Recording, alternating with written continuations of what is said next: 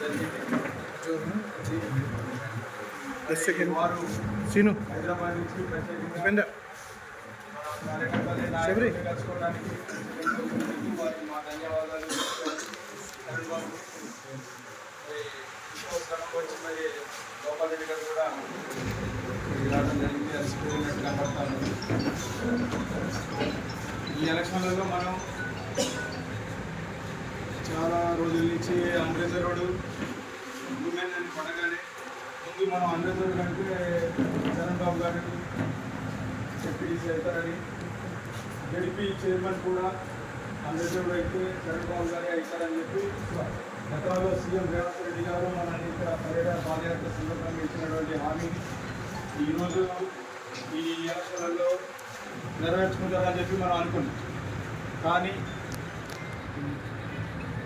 అది unreserved women కావడం వల్ల మళ్ళీ మనం పునరాలోచన చేసుకొని మన కార్యకర్తలు, ముఖ్య కార్యకర్తలు, మన మండల నాయకులు, జిల్లా నాయకులు మరి అందరూ కూడా పాత కొత్త అని భేదం లేకుండా మనం అందరం కలిసి ఒక నిర్ణయానికి వచ్చామని చెప్పి మనం చరణ్ బాబు గారికి, గోపాల్ రెడ్డి గారికి తెలియజేయడం జరిగింది.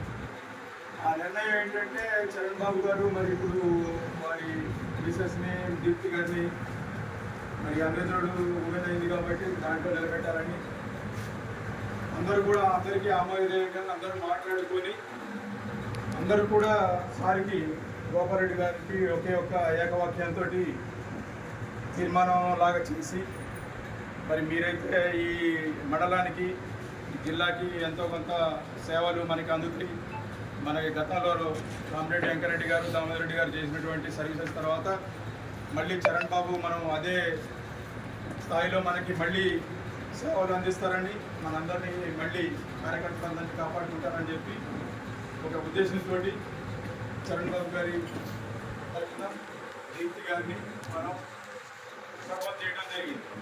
దానికి గోపాల్ రెడ్డి గారు చాలా చాలా చాలా ప్రయత్నం చేసి ఆయన్ని ఒప్పించాల్సి వచ్చింది. తర్వాత మళ్ళీ చరణ్ బాబు గారిని ఒప్పించడానికి కూడా మళ్ళీ ఒక పెద్ద యజ్ఞం చేయాల్సి వచ్చింది. సరే, ఎలాగో మనకి అవకాశం వచ్చింది కాబట్టి మనం తప్పకుండా సద్వినియోగం చేసుకోవాలనే ఒకే ఒక్క ఉద్దేశంతో మరి మన ఎమ్మెల్యే గారికి కూడా మన అందరం కలిసికట్టుగా ఉన్నాము. ఇక్కడ దాదాపు యునానిమస్గా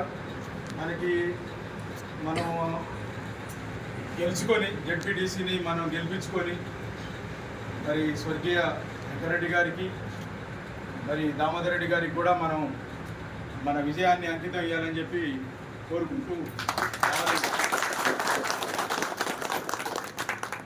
మన యొక్క ఆశయాల్ని కూడా నెరవేరుస్తారని కోరుకుంటూ సెలవు తీసుకుంటున్నాం.